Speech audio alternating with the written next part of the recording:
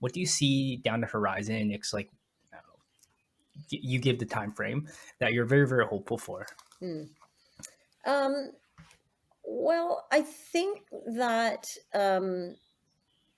so I would say that there are still opportunities in healthcare to disinvest in low value activities.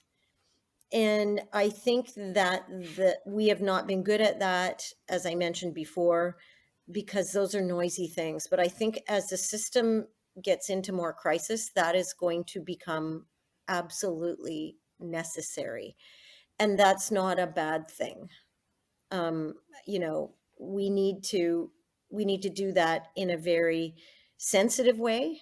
Um, we need to do that, understanding that that the public have expectations, but also by managing those expectations. And when I say that, I just mean that we know that we spend the majority of our healthcare dollars in the last years of someone's life, and sometimes that's the right spend because it's on things like hospice and other things.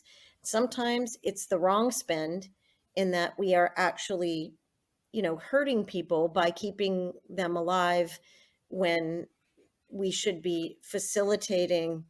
And I'm not talking about MAID or anything, but I'm talking about trying to manage their symptoms as they decline, as opposed to, you know, offering hope where there isn't. And I know that that probably sounds, and there may be listeners out there that are going like, what is she talking about? Euthanasia? I'm not talking about that, but I've seen as a nurse, I've seen as an administrator, many scenarios where it is rightly very difficult for family to let go, but it's really not. It's a moral dilemma for the team because they do not believe that the pain and suffering of the patient is the right thing to do. So there are decisions like that where we need to sort of say, as a society, like, what are we doing here? What's the healthcare system for?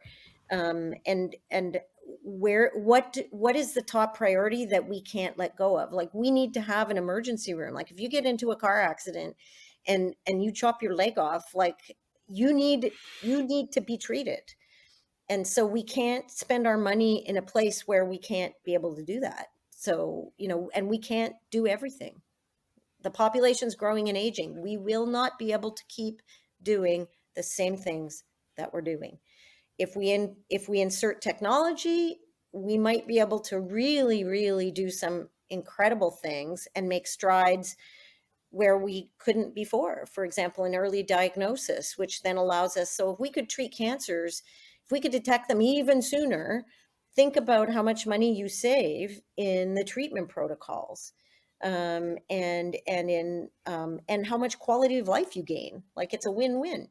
So that's, I think, where I think sometimes the system has to hit bottom before the push comes to make those transformational changes that are really, really important to make. And I think we're headed in that direction. So I know that's a little bit negative, but I always think there's a positive out of a negative. Just like COVID, it was a hard time, but there were some really positive things that came out of that. I think there's going to be positive things that come out of this too, but I do think we're in for a few more rough years of challenges.